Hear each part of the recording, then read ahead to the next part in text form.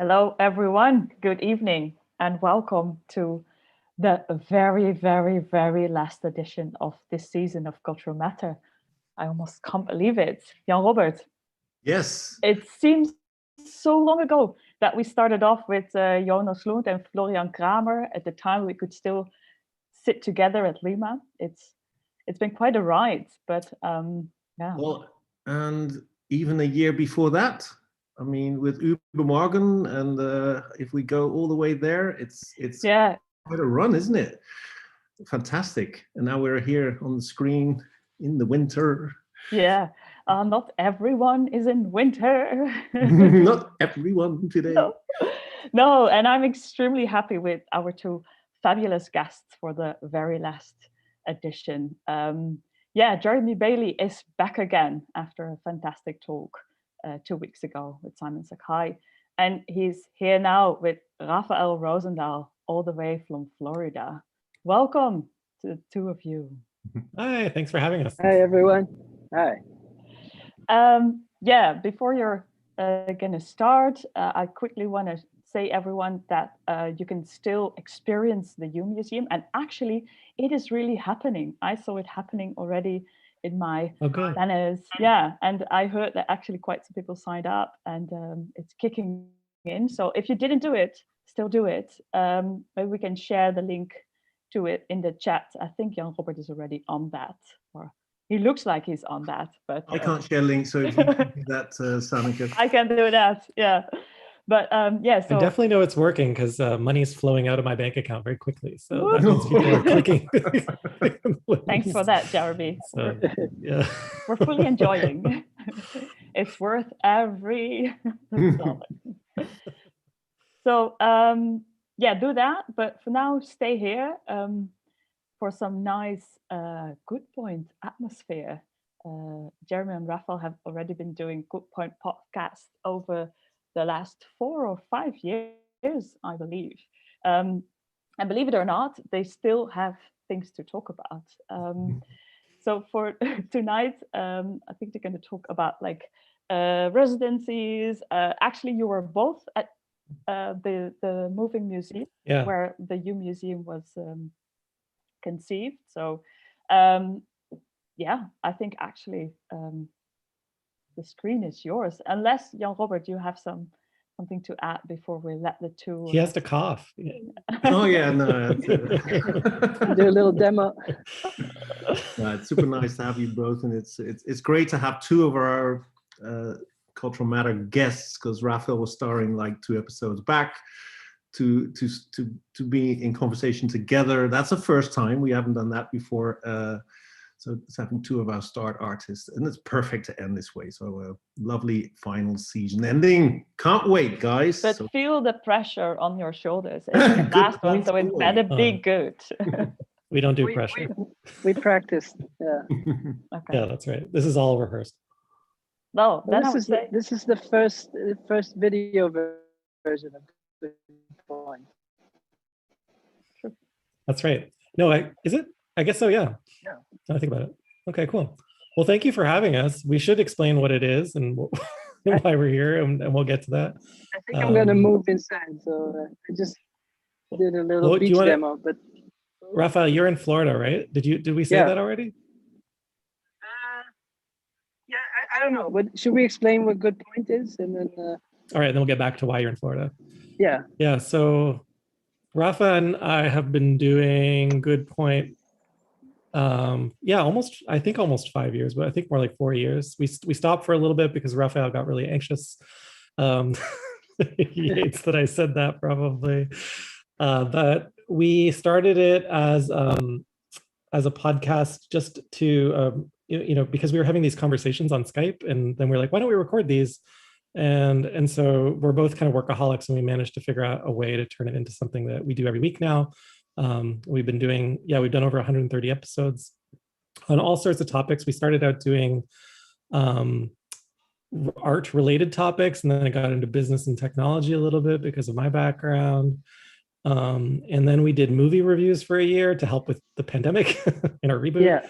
And we've recently come back to doing questions or audience style kind of Q&A, helping artists with, or just talking about really anything that the audience prompts us on. So Raf, what would you add to, I think it starts with friendship, and then we've been recording our friendly conversations. I think for me, it was always, and I think it's relevant to LIMA and Cultural Matter going fully online, because before the talks were on a location in Amsterdam. And I think we both have been talking about education and teaching and community. And I found that the podcast would be a much more powerful teaching mechanism than teaching 20 students. So this way, I think there's a lot of potential artists in different places in the world that we can't reach. And I think with the podcast, we can reach out and sort of demystify art making and everything around it, and know that artists are constantly making mistakes and figuring things out, and things appear much more successful and intimidating on the outside. And then if you hear a little bit about how things are made and how you make mistakes, then maybe that encourages people to, because I think a life making things that you want to make is more interesting. So I hope more people can do that. Yeah, there's always been this demystification. And one of the ways that we keep things unmystical is by not rehearsing or getting ready in any way, which is true today as well, but really just speaking openly and honestly. Yeah, but you want to give a shout out to your makeup artist? Because you did prepare. Yeah, I'm wearing a little bit of makeup today. I'm wearing this makeup because it's got a big ear. And specifically, the podcast has always been about listening and coming to terms with one another's points of view. So Rafaël and I always argue to arrive at a good point related to a topic at random.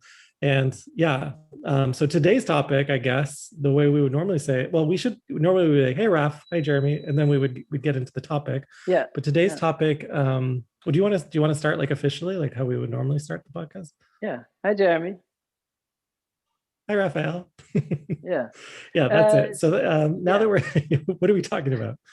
We're talking about residencies and making art on location and how that changes the process. Well, yeah, and I think site specificity factors in, but I wanted to talk about it because we were both, the U Museum, which Cultural Matter is featuring right now, was conceived of at a residency in Istanbul. You were there as well, and you made new work. We're actually both still making that work to a certain extent, so it did have an impact on our careers, and I thought it would be interesting to share. Why is it important? Is it important? Should artists travel? Where does time and space factor in? It's a pretty philosophical question. It'll get pretty pragmatic too, I guess. But I guess off the top, we were in Istanbul in 2015. We were young. Yeah, we were impressionable. Well, I think one thing you said is very true, that your teacher said to the students, you're probably not going to make a lot of money, but you will travel. Yeah, I remember when I was in art school. Yeah, and I think there's funny about the culture of being an artist, the ecosystem. It is true that you travel. I know a lot of people that travel a lot and don't have a lot of money, and I think to a lot of people, travel and going to new countries and learning new cultures seems, where do you even begin? And it's so expensive, and how do you leave your job, and etc. And I think for artists, it's very normal to live with less possessions but be more mobile. And I think it's part of the culture of our group of artists or our generation. I mean, the first point I would make is it's like part of the culture of survival as an artist, because a lot of times you exhaust your exhibition opportunities wherever you're at. You look to the right, you look to the left down the street, there's one gallery on the left, there's one on the right. And then, you have 25 more years to you can't show it in the same gallery over and over again. So I guess it's like touring musicians. Yeah. Like you can't always play in the same town. Yeah. Yeah. So you end up on the road. But one of the things I noticed is that for non-artists, they look at an artist who's traveling and they're like, oh, they must have a lot of money. And I remember meeting artists and thinking, wow, these people must be rich because they've been all over the place. But it's the residency is this weird, it's a weird place where the normal economics don't apply. It's a strange thing. So tell me about, if I'm making any sense.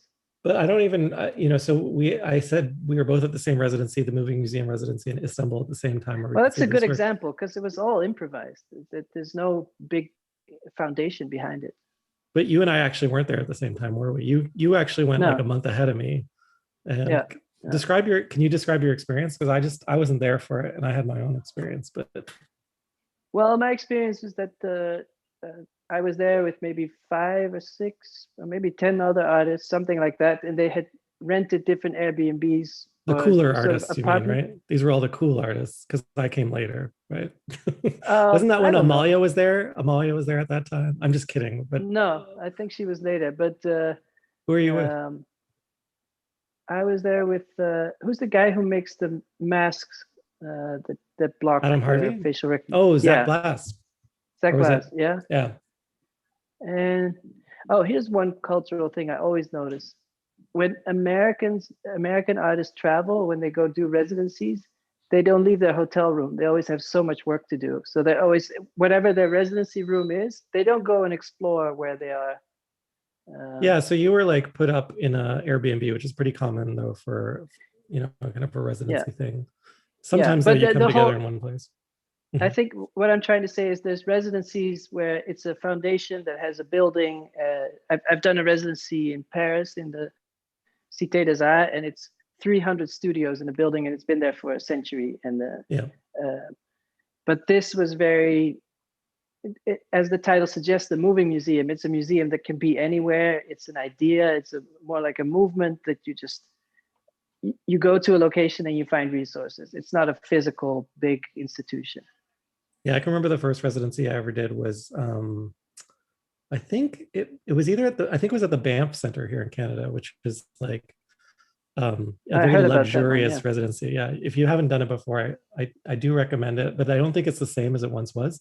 I have to say that. I'm just, everyone always says this. It's just not the same anymore. Yeah. But at the time, anyway, they would put you up in this like kind of luxury hotel, because it also operated like a conference center to subsidize the overall residency. And then like they had chefs from all over the world, and it's like seated right in the mountains. And like you eat dinner, you eat all your meals in this like glass box, and the chefs are like, today we've prepared, like tuna from the South Pacific or something, and here's spaghetti from Tuscany or something like that. And and everyone's got their specialty, and you just feel like, at least in that, I remember feeling like, I'm so spoiled. This travel thing's pretty good as an artist. Now that I've also had the same experience, I've had a different experience. One in Amsterdam where I was put up in an anti-squat, and there was like no bathroom. There was just like a hole in the floor, and I had to sleep in like a tanning bed that they converted it to.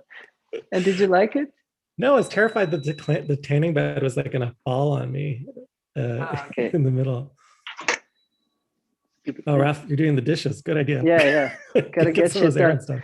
No, but I think I grew up with the parents from 2 different countries and traveling, and I've always felt very comfortable. I feel more comfortable on the road than at home. Like I always feel like when you're traveling, any problem is a temporary problem.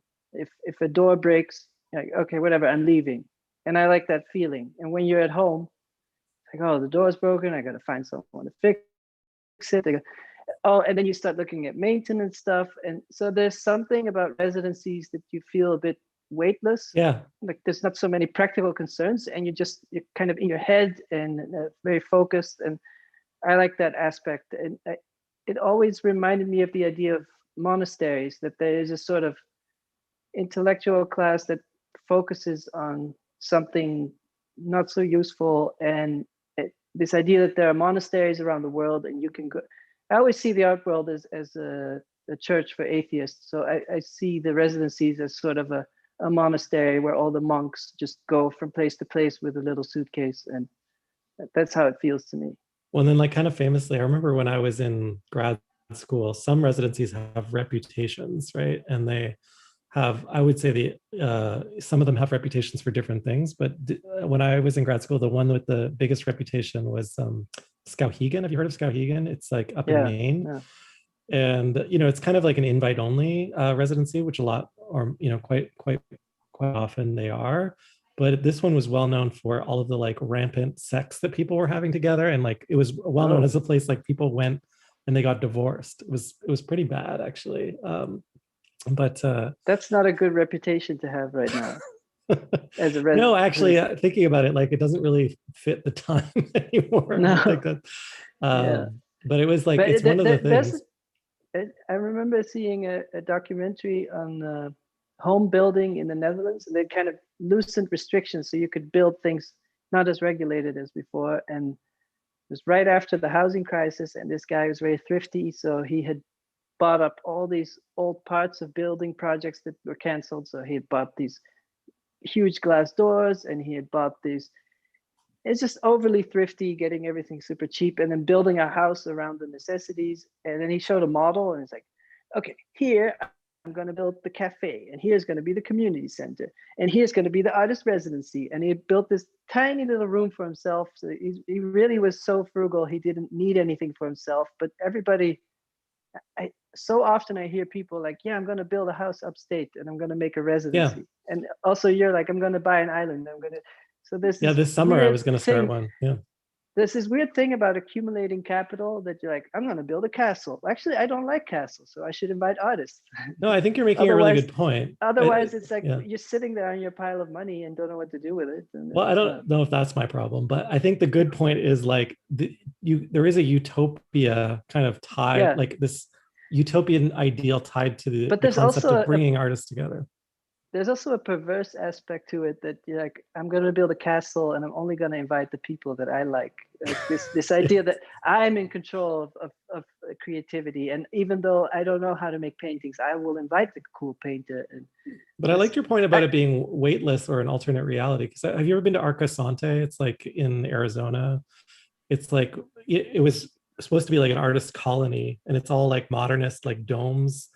And you know, everything they did, they were going to do. It was kind of like Andrea Zattel, where, you know, the artist who like built her own island, you know, everything was going to be like, you know, in this pure geometric kind of new futurist way of doing things. And it's Minecraft.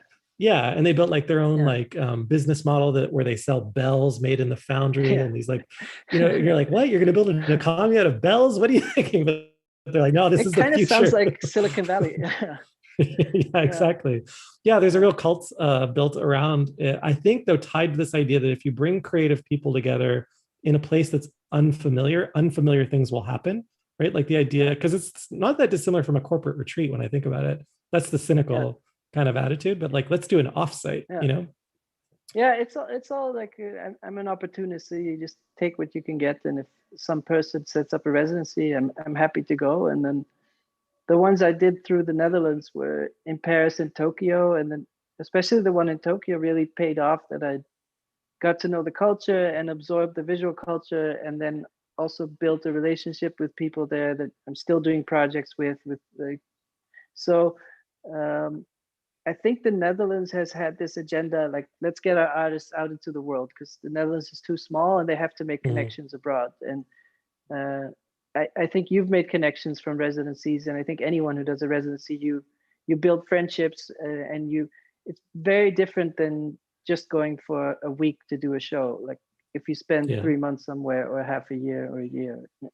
Yeah, I mean, it could seem like it's a total waste of time, and like, especially as internet artists, like, can't you just make work at a desk in a basement somewhere? No, I think one of the residencies I did in Tokyo, they invited me because I was an internet artist. So they were they were looking at a bunch of people, and they liked the idea that my studio is always mobile. So sometimes they had all kinds of artists, but if they bring a sculptor or a painter, that artist will not really work for 6 months, but do visual research. And with the two of us, we could really make work there fully. It's not a compromised studio. I was just thinking of you though, as like, you actually kind of are a painter, but then I was thinking of, you know, in general, painting has always kind of traveled well, right? Like, we've talked about this a few times in the past, but like a canvas rolls up easily, can be shipped around the world. You know, like, you know, painting en plein air, out in the open. I'm reminded of like, you know, that artist Frankenthaler from she was like a modernist in the 1950s, 60s. Yeah. And she invented like color field painting and like painting on the ground and dripping. Did she die from the chemicals? I actually didn't know that part of the story, but I do know that she traveled. She was like doing one type of painting. She then went to like Maritimes here in Canada, to Nova Scotia, and she had like a fold-up easel that she traveled there with and did some studies and stuff. But then when she got back to the studio in New York, she made this piece called Mountains and Sea, which really kind of led to a form of like color field painting that expanded the bounds of abstract expressionism, which had been declared kind of dead or finished at that time. And so she like, you know, attributed it to this travel, that travel led to a breakthrough. And, you know, it's funny when you try to dissect art methods and you see a logic and you're like, okay, travel is refreshing. If you bring artists to a residency, they'll have breakthroughs. And then you can find just as many examples of artists that never moved and stayed in one place and just were in the same studio every day and ate the same meal every day, and they had a breakthrough as well.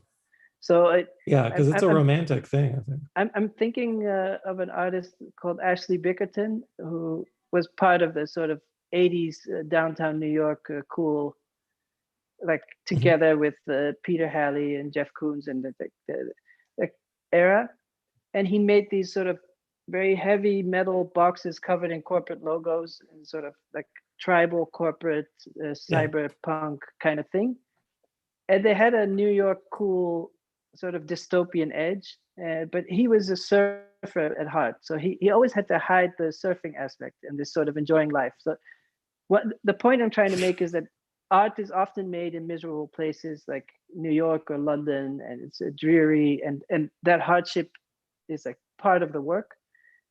So he moved to Bali, and then he just wanted to surf every day, and he set up a studio. But he built the studio to look like a New York studio and make it kind of dark. And he's like, I didn't want to. He said, I don't want to lose that sort of hardness and dystopian and coolness of New York. But after a few years, he just gave in, and he's like, I'm in Bali. And so then his work really changed and became more sort of Polynesian tribal meets cyber, like but it's definitely, his work changed so much. So it's a good example of how the environment changes the artist. And I'm kind of reminded of like my first sculpture teacher who reminded me that like it's really hard to separate art from context. And you might disagree, but I think like it leads into conversations around the post-internet, and that can you make art without the internet, right? But can you make art with and ignore the place where it's made? It can be sometimes a little bit difficult to do so because there's so much information coming at you.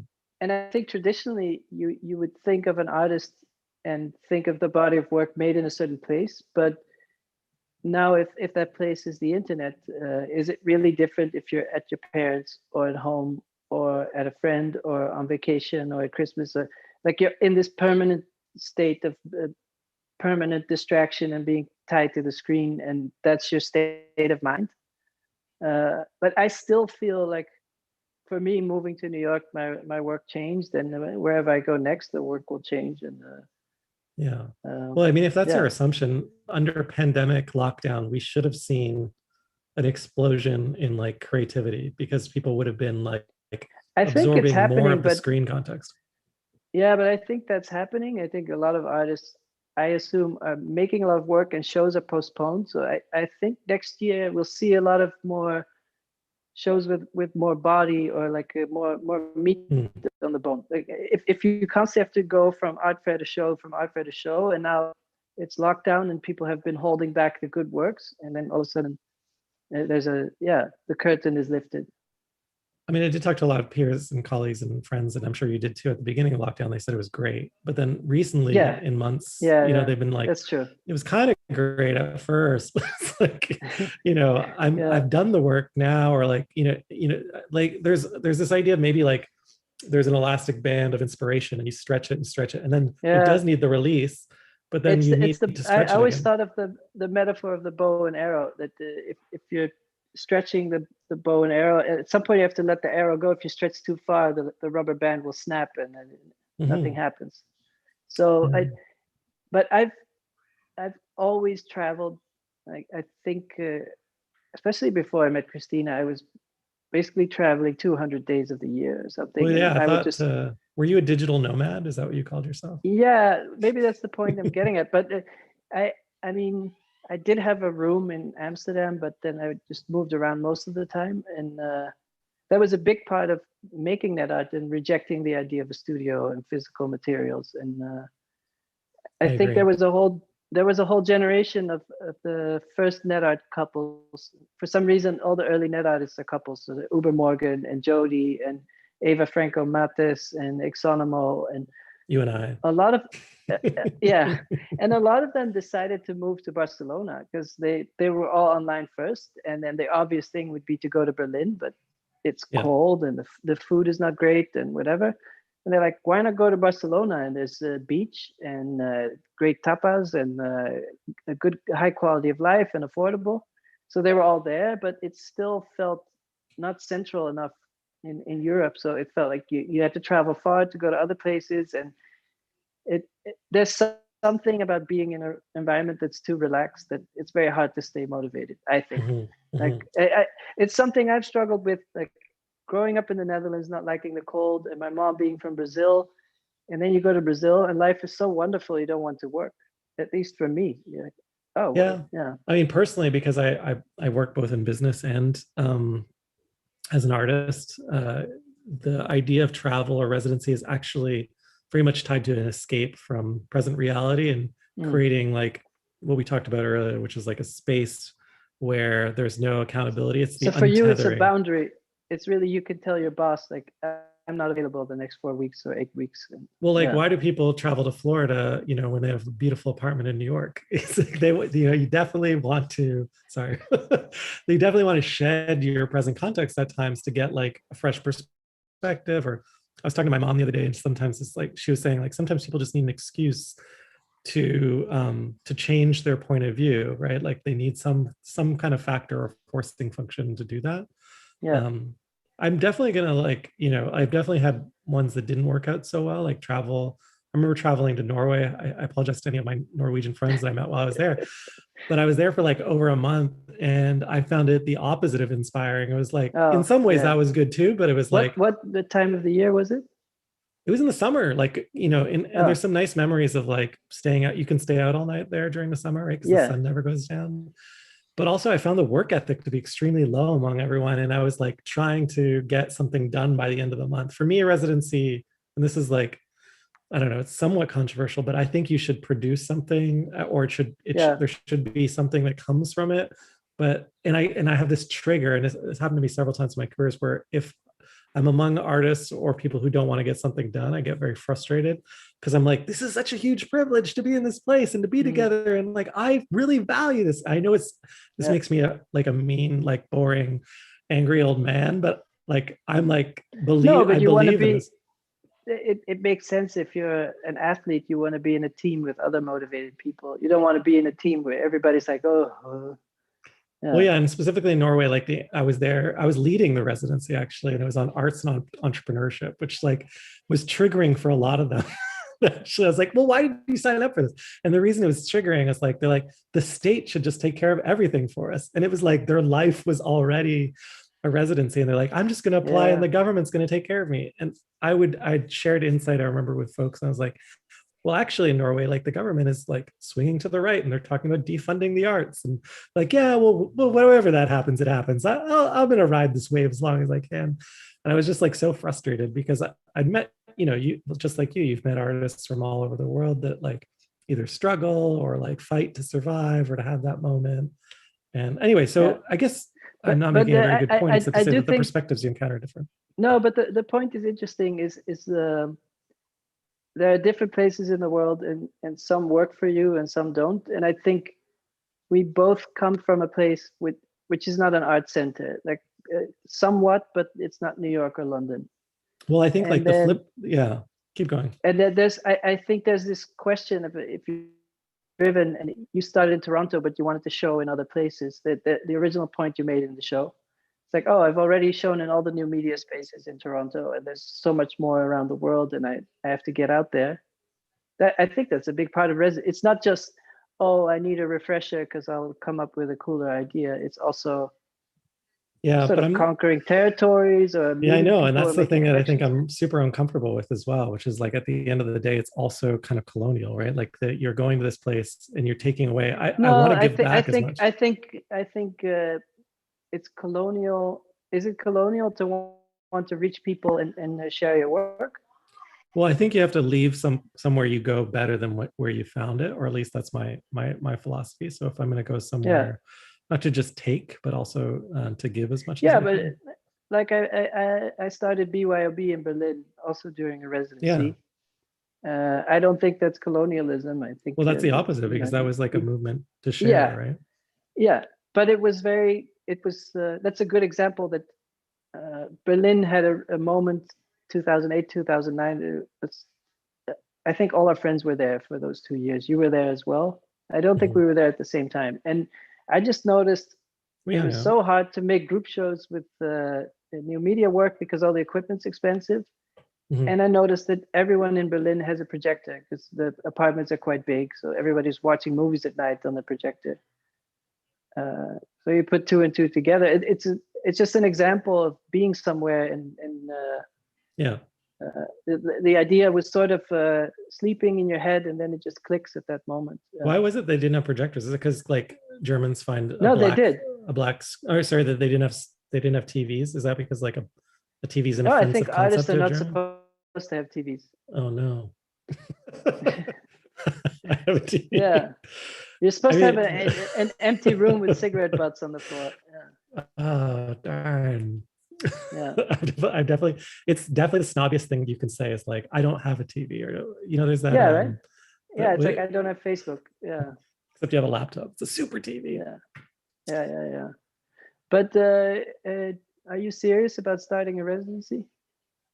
Well, yeah. So I think when I was growing up, my mom, she always talked about starting a residency, but she wanted it for children, and there would be like pottery and stuff. And because my parents actually have this like kind of island space, and it's like a beautiful space. And so I think when you're in that beautiful space, you feel like really selfish. And so the idea of expanding it to include others, and really there's a selfishness in that too, which is I want to share this like privilege with everyone. Did you read that book by David Byrne, How Music Works? He talks about all the sort of the business side of music. And one of the things he noticed is that a lot of rich people will sponsor the opera. It's like, I want to support culture. And he's like, well, why don't you support a community center in an underprivileged area?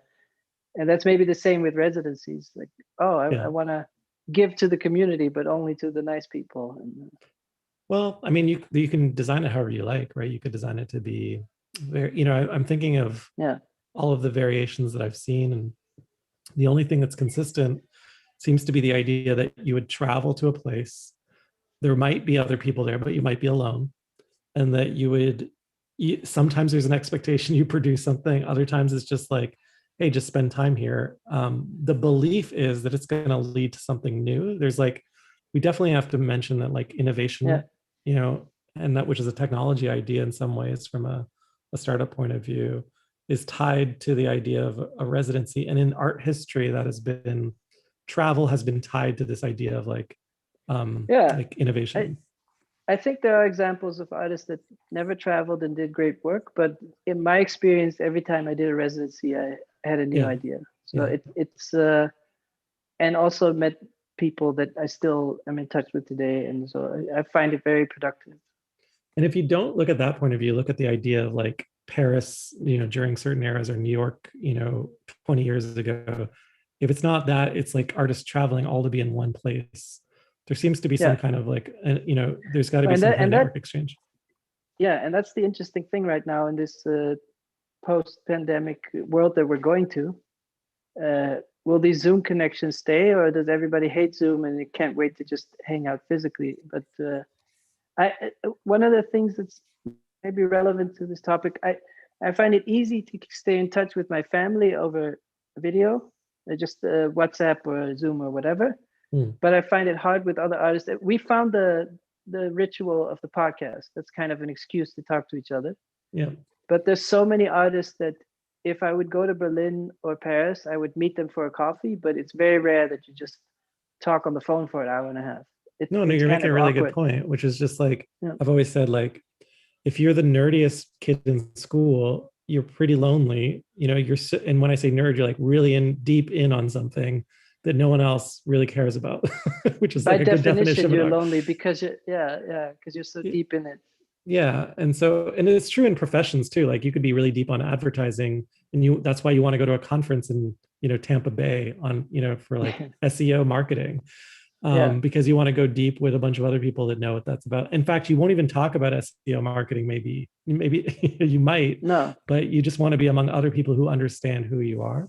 I'm not the only one. But our podcast was always popular early on, at least for that reason. Like, at least people would email us and say like, well, I don't have access to just casual conversations with other artists. Right. And and that was part of also starting with NetArts, that I was very interested in the computer and the possibilities. And I would go to the library of school. They had every book about every art movement, and they just didn't have any information on CD-ROMs. I was like, what's the history of CD-ROMs?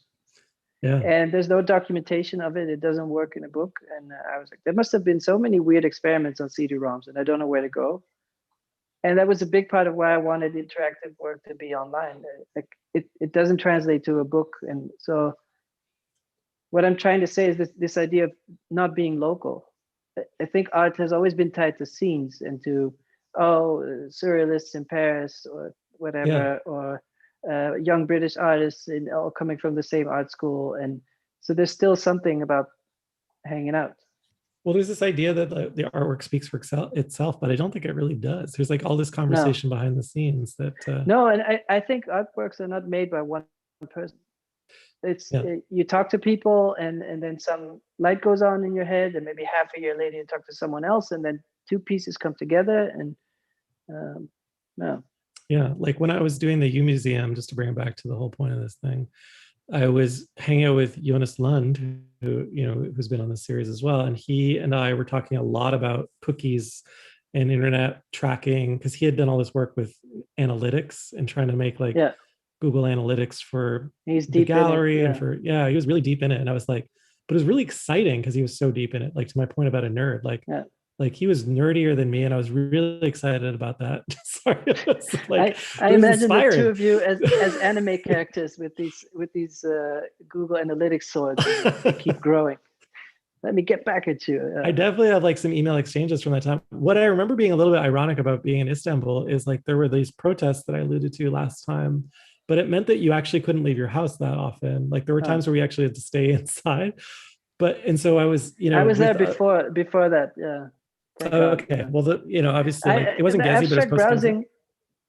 Abstract browsing also came out of a conversation with Jonas, because we made text-free browsing together, and then abstract browsing I made during the U Museum. And then part of why I started using textile is I was in Istanbul, and they said, do you want to work with local craft people, because they have amazing people who can carve metal or treat wood a certain way, or textile. And I was like, oh, textile, that's kind of related to how computers work. And then took it from there. And you worked with like local craftspeople though, right? It was actually, I never really talked about this too much, but in the beginning, there was a weaving, but like weaving without electricity, the old-fashioned way. You can't as many colors, and so we had to do embroidery, and then it was actually done in a workshop for women who came from abused families, and they would do embroidery, and it was sort of a non-profit, but big part of it was them spending a lot of time together working, but also talking to each other. So embroidery is very good for sort of, you're in this mind space where you can still talk, but you're doing this very tedious, laborious task. And so that was part of the first series that I made there. It was important for these women to talk to other women that were sharing this, similar to an artist residency. It's sort of this idea that you can talk to other people that go through a similar thing. Did that like impact the concept of abstract browsing though? Like it's pretty political for you, right? Yeah, that's why I never talked about it too much, because I did like the idea that it was a digital instruction executed by hand, but I originally I wanted to always have the tapestries woven in a local place wherever it's exhibited, and then I tried to do it in Japan, find a place for weaving, and the craftspeople, my gallery was trying to contact people there, and they were so precise about who they work with that they were like, who is this? No, I'm not going to do that. Yeah. It wasn't even about money, but the trust of like, I worked so hard to build my craft, and I'm not just going to give it away to some idiot. I will say that's like one of the most stressful things about doing art exhibitions or even residencies, like outside of your home locale or a place where you have like, kind of resources, is that you have to reinvent everything. But that can also lead to new discoveries. You're like, normally I'd get this printed. No, I started this project where I have plexiglass mirrors laser cut in different colors. So it's kind of a plastic collage. And I thought, oh, this is very standardized. You can get it done anywhere in the world. So when COVID started, this was an idea. I was like, I can make digital works that become physical at the place of exhibition. But then you find out there's so many different ways of cutting it, and the edge becomes different, and gluing it is very hard, and polishing. And then you start realizing everything's specific. No, I remember I wanted for that show there, I wanted to create an installation because remember it was in a parking lot. They turned that parking lot into a gallery. I don't know if you ever got to see that because you were there early, but like it was insane. Like I got to see the construction a little bit, and they had like hundreds of men like putting up drywall in like a random parking lot. It was insane. Yeah, I do remember seeing the photos of the craftswomen who made the tapestries, and they were so excited to see the works exhibited, and then they made a making of video for me, and it was all very endearing. Have you been in touch with them since then, or because the series continues, right? Yeah, but now I make it in the Netherlands at the Textile Museum, so it took it to another direction.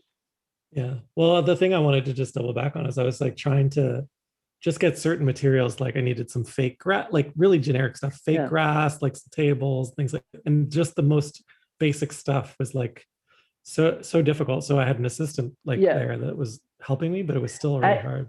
It reminds me, I did a group show in Brazil, and it's very funny. Like there were artists from many different countries. Rosa Menkman was also in that show. It was the curator from the Wrong Biennial. Oh yeah, David Keough. And so it was a group show and a bunch of artists from different countries, and all the artists needed materials to make their installations. And in Brazil, it's hard to get stuff on time, and etc. But I probably shouldn't say this, but I'll say it anyway. He told me that he would have the materials delivered late on purpose, because what happens if you deliver all the stuff on time, the artist will say, this is not good enough. So instead he injected some stress, and then when it does arrive, they're like, oh, thank you, I'm so happy. Oh, I hate that so much stress in my life tied to that. Like you'll have a year to plan something, and it always comes down to the last like day because of things like that. I feel like there's always stress with building exhibitions, and it's very rare that it doesn't work out.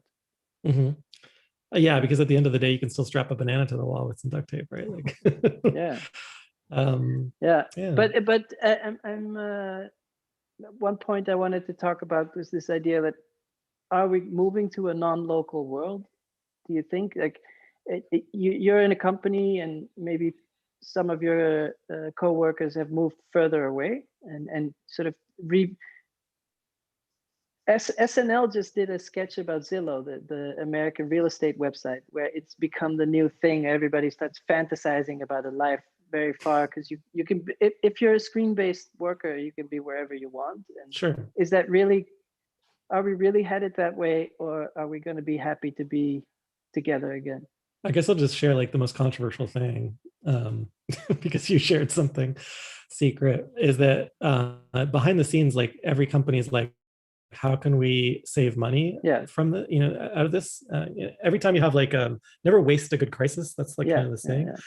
And the opportunity is like, okay, you would assume the worker can go work. Like, say I'm working for an advertising agency in New York. Well, I could live and work in Miami for half the price, and still get the same paycheck. But what every business is doing right now, I've heard this quite a few times, and at work I'm about to get into this debate, is they're saying, okay, well, I don't think that you should be paid the same amount as someone who lives in New York, because your costs aren't the same. And so there's this like weird, labor has always been in conflict with space. And I think art, factors into this. Actually, my whole point about painting being portable is one reason why it's used as, to underwrite shady economies like drug as a dealers. store of value. Yeah. It's a way to move value or currency around the world, you know, without having to incur all of the like barriers. But all that being said, do you think with your team and your business, that like is a city like New York or Paris or London still going to have relevance for artists, or as we are an educational platform, like all the young artists that traditionally are saving up to move to a big city, is that still relevant? We've talked about this quite a few times, because I like the biggest fear you have when you're starting out is like picking the right place. I think actually when I finish, it's like intense FOMO. Yeah. And there's this, because there was one weird thing about COVID is that the FOMO just disappeared. Yeah, exactly. Well, I remember though, really feeling like I was missing out on New York, and then I taught at NYU, so I would be in New York once a week. And I was like, it's gonna be fantastic. I'm gonna go to the openings. Like my career is gonna like rise because I'll be networking with the New York like elite. And then I got there and no one was at the openings. You know, it's like, and I'd be like, where are you? Like, I'm too tired. It's gonna be Netflix night tonight. Or, you know? New season of Game of Thrones. Yeah. So I think sometimes, as we've discussed, like the myth is different from the reality. And but it's not just that. I can vouch that I can say that moving from Amsterdam to New York, I'm not sure it made my work better or worse, but there's something about seeing a lot of exhibitions all the time, not even seeing the people at the exhibitions, and being exposed to also being exposed to minor artists, because museums will only show the best, but then galleries will show things that are not as amazing but very interesting. And I think just the quantity of work that you see, I think, is still hard to replace. And maybe going back to that moment where I'm in the library at my art school in the south of the Netherlands, and they don't have stuff. And I've seen so much more media art installations in being in New York. But then the point I think that's still you're hard making is that like the physical exhibition for an internet artist, I would just assume that wasn't important anymore, right? Like the DVD, I why found can't the you look at their work exhibition online? Yeah, but I found the physical exhibition, even for digital artists, it's better to grasp. I always say the internet is a waterfall and the exhibition is an aquarium. And so the internet is just and on the internet you always see works after each other. So you see it's like a TV channel. I think of it more like a stream, but waterfall is like a really heavy duty stream. Yeah, it's like a torrent. It's like, and there's something about seeing works next to each other that freezes but it. Also, and also seeing media art, but not from necessarily media artists. So seeing a sound piece by Bruce Nauman that can help you in your net art as well. Like, but it's antithetical to your and my position around like the democracy of art and access, right? Like if in terms of access, it's not very accessible at all, right? Because you actually have to be in that physical place. No, but you can still bring that. You can bring that energy to the web, but you're absorbing things from outside the web. So if you imagine a net artist going to the North Pole and then coming back and making work based on that, the same way you could go to Paris and absorb all the museums there, and that will influence the work. So for me personally, I think that's been very helpful. I think there's a tension though. Like personally, I would like the opposite to be true, which is like wherever you are, whoever you are. I think you're trying to figure out.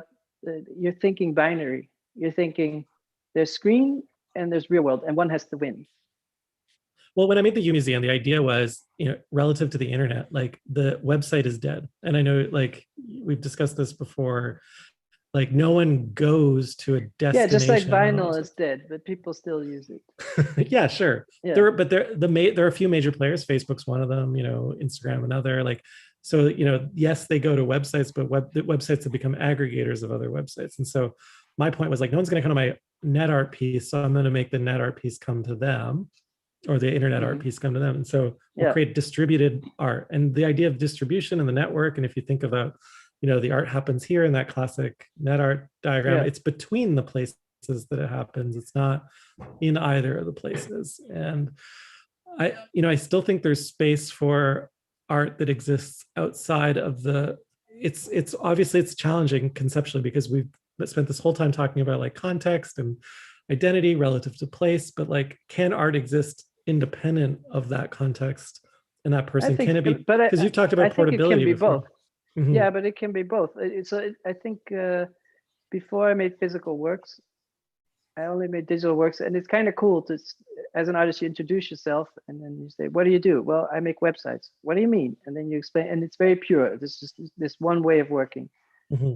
But when you find out, I started making physical work because I was curious about using the material and what would happen.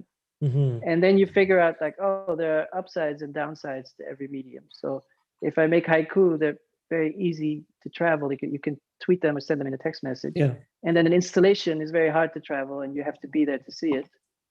But both can exist. It's not like, I think when you try to, like within the realm of, yeah. If you put the distribution and economics before you make the work, that might not be the best way of doing it. It might be better to make what you want to make and then find the best place for it.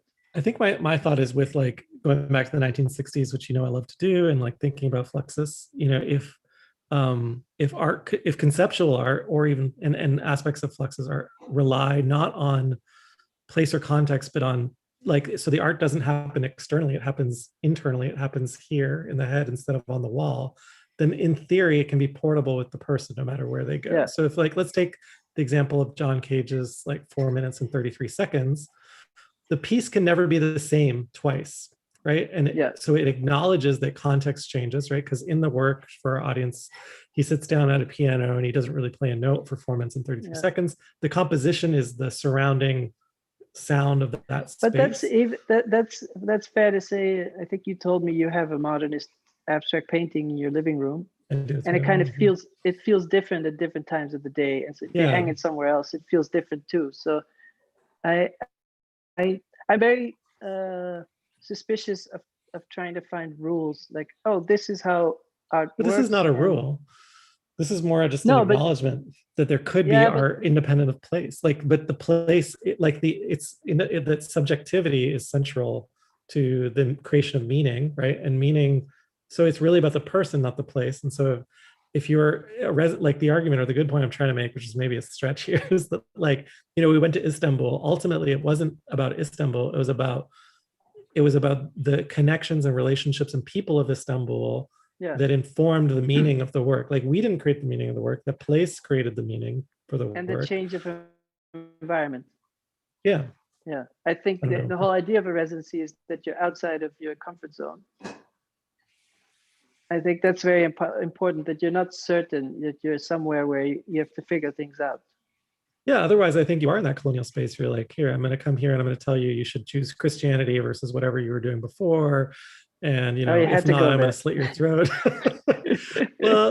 well, like, I'm reminded when I traveled to Japan. You love Japan, so you'll about this. But like, you know, visiting the art museums there's a section in one of the national galleries where they're like, well, up until a certain, you know, time, Japan didn't have this concept of art the way it had been imagined, separate from society in Europe. You know, it was like there was use value in art because it was part of craft. And so, you know, a bowl was art. You know, they didn't refer to it that way, but there was tradition and meaning built into that bowl. And then along that comes the Europeans, and they're like, you know, what are these abstract expressionist paintings or these portraits and things? And they felt really, there was like anxiety that we can't fit in like as a global power until we can do abstract expressionism, right? Like, and so in that section of the gallery, I would call it the bad paintings section of the gallery, right? Like, where the Japanese try and be European for a period of decades. And, you know, that work is ultimately, you know, it's an important part of, you know, index in history, but it's not important to Japanese culture, right? What has happened since then is like the Japanese have reaffirmed their culture being different is of primary importance. The fact is, like, the difference of the context matters to the meaning of the work. I guess that's the point I'm trying to make. Yeah, no, that's fair to say. Yeah. And if the Europeans had gone to Japan and instead, you know, I guess appropriated, that would be terrible too. I always think of the art fairs as a sort of high culture McDonald's. You apply the same logic well, we make this size of works, and it's as expensive as possible, and it's intimidating, and yeah. That's the best example of like the internet made physical for the artist is like the franchise model of the art world. Like, let's set up nodes on every continent, and like, like let's funnel the same works to every fair and see if we can catch some fish, kind of thing. I'm pretty cynical about art fairs, as you can tell. Well, yeah, but the thing that I find most annoying about applying the same model in different places in the world is that the when you apply the Western museum model or the Western gallery model, you make the further away places feel provincial. So you go to Brazil and you go to an art fair and you're like, yeah, it's pretty good, but not as good as Frieze. And then instead, if they had done something that was unique to their context, then it's the same point you were making about Japan. Like, they had a very interesting visual culture with portable, inexpensive works that were reproducible, etc. Woodblock prints and ceramics, and they were better at that than anyone in the world because it was what they were doing. Mm-hmm. And then when they try to make abstract expressionist paintings, they're a bit smaller because their studios are smaller. The collectors have smaller homes, and so then you're a minor version of something somewhere else. But that's why I think like that's the equivalent of your CD-ROM art as like an era, or like I know you're a big fan of screensavers, like that era of a specific craft and art form, like for a time and a place. Yeah. And but the place in this case is not actually physical. But it's a point I'm trying to make of like not trying to be a lesser version of something somewhere else. But then Japan is the example where they've made many dishes that were from somewhere else. They took ramen from China, or they took curry from India, or there's an example where there's a pizza institution in Naples that will certify if something is official pizza. You hate this Naples thing. And then they were worried that the Japanese pizza was starting to be better than the Italian one. So sometimes ideas are taken and mutate, and they actually improve. And Okay, well, we're almost out of time. So what's our point here? Like, have we actually lost track of the point? I guess there is no point. No, I think the point right now is we should talk about this in a year and say, have we really gone to a non-local world, or is place still important? Well, I will like end on one point, which is like memory. They've done a lot of kind of tests on this and studies and things, is tied to physical location. And so, like the way our brains are optimized, like, have you ever heard of this concept of a memory palace? Like, if you want to remember something, you have to imagine like a place that like your house or a garden that you like, and then you can like place Close things your in eyes, and you visualize it. And then you put things on a pathway, and then you can visualize going back through that space. You can remember everything in sequence. But it takes advantage of like a hack. And people used to use memory palaces to remember entire tomes or books. Like all of culture could be contained in a memory palace. So you could remember a whole library. Yeah, but there also has to be like kind of sexual or humorous, like the way you place things in space. And there's a book called Walking with Einstein on the Moon. But the point I want to make is the brain ideally is actually configured to be spation, and so I don't see the spatial or like travel going away. It's a good point, because I feel like the web is really great for single works.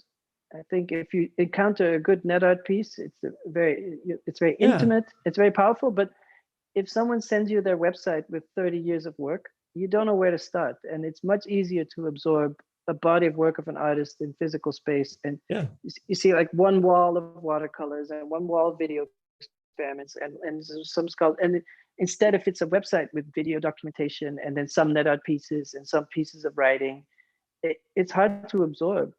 Yeah, I think it's it's like a pitch. This is like the long pitch for augmented reality or something. But like getting data into a spatial arrangement probably is part of the future of organizing the world's data. But I know there's been lots of experiments that are super cheesy, but at the end of the day, I remember that like when you get too deep in a website, there's this thing called a breadcrumb, right? A breadcrumb is like the path that you took to get there. And it's like an attempt at making it spatial. It reminds me, it was actually on Dutch TV in the 90s when the internet started, and they had this 3D animation of this information superhighway. And so You're in a little car, and then you stop at the library and you take out a book, and then you go to a theater and you see, and everything was 3D avatars. And turns out Wikipedia is way faster to browse than sort of a video game. Where I think you're right. knowledge. I think maybe we end on that note, which is like, let's not make it skeuomorphic. Let's keep these things separate. Yeah. And Marshall McLuhan would say, let's not look in the rearview mirror to make sense of the future. So yeah, I don't know what's going to happen next, and we'll see. But I think I'm going to travel. I mean, you're in Florida, so I'm pretty jealous. Yeah, I've been lucky with the various passports and stuff that I was able to travel. So yeah. And I think we've already decided you and I were going to meet as soon as we can somewhere different. So looking forward to that. It's funny that before we did the podcast, we would run into each other. And since we did the podcast, we rarely see each other. Yeah, I've seen you like physically twice in the last 10 years. Maybe that's a good place to end. Thanks for joining us from Florida and taking time to. And Toronto and Amsterdam and all around the world. And thank you to our audience for, well, if there is one still left, for listening to us ramble on as we tried to arrive at a good point, and of course ended up as confused as ever. But some good points were made, I think, a few. And thanks for having the conversation with me, Raf. Okay. Thank you to our hosts. Thanks to Lima. Thank you, Lima. Emma. Thank you, Seneca. Thank you so much. Always. It's so weird because normally I just listen to the two of you and then I just like put my phone aside, but now you're actually still here. And like these are not faces. These faces were made for podcasts. Not I couldn't like close my eyes and like feel like I was listening to it. But it's just so weird that now there's actually the moment that I can engage. And I don't know if that's a good thing. Like normally I can just like disagree at moments and agree at moments. And now I feel like I can actually respond, but I don't know if I want. Someone was saying that the podcast medium, you're really intimate. It's you're really in someone's head even more than with video. Yeah, but the nice thing is that like it's super close, and what I say, you can agree and disagree, but you cannot interact, and that's also a sort of relief because it still leaves you really being you and with your own opinion. And if you actually can engage, like you can get a discussion that maybe you don't want. Yeah, I use podcasts to go to sleep. That's really me being me, for sure. We're here to help. But yeah, thanks so much. That was thank you. Really nice. And I'm gonna watch if Jan Robert is also still awake. He's still there. Totally. Same story. It's still alive. It's the waterfall of association here. And, I'm like this salmon which is flowing on its back there and sunbathing after the nice drop. So I don't know exactly also where to add, but it was very lovely, and so it's super nice to have the visual. So it is actually quite nice to see you gassing along here and with a unicorn on the head and a bit of Florida. It's super cool. And it's another day at the office. The office. We didn't talk so much about the remote office, and at first it was exciting and now everyone hates it. Oh, we talk about it. I mean, this is one thing we always do after the podcast is Rafael and I do like a second podcast. We're like, oh, we forgot to talk about this. We forgot to talk about that. Yeah. I think our audience is grateful that we didn't talk. That must be very busy at residencies right now, right? But as you said, Rafael, they're like sort of quiet secrets. There's all brilliant work being made and very remote areas, and we're not hearing about it.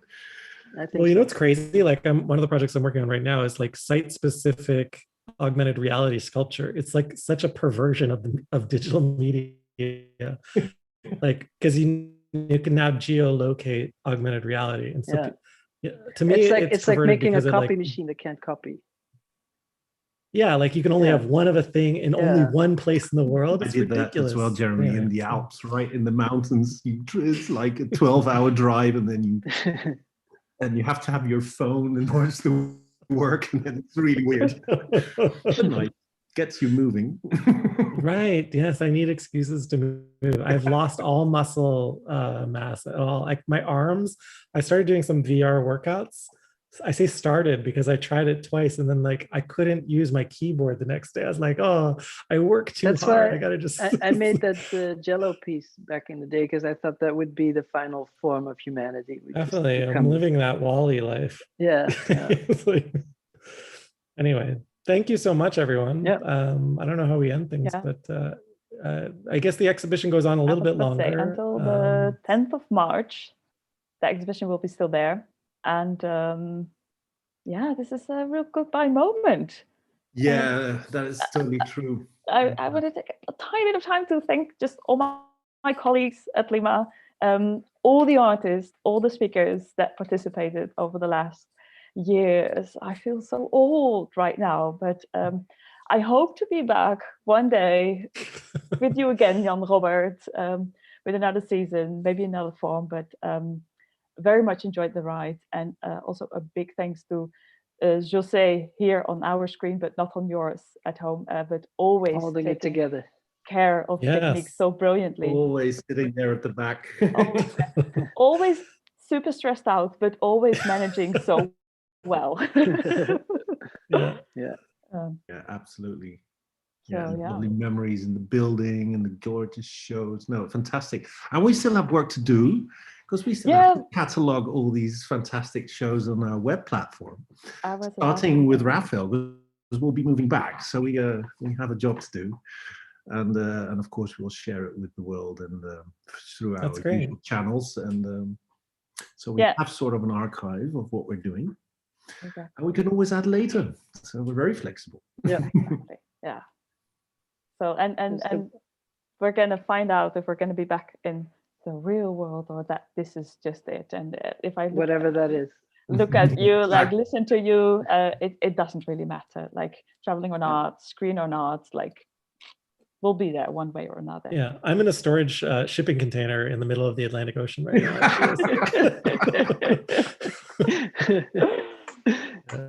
Yeah, the tax-free zone. Offshore, multinational. Yeah. Mining Bitcoin. Brilliant. All right. Okay. Thank you, everybody. Thanks so much. Thank Bye-bye. you. Bye.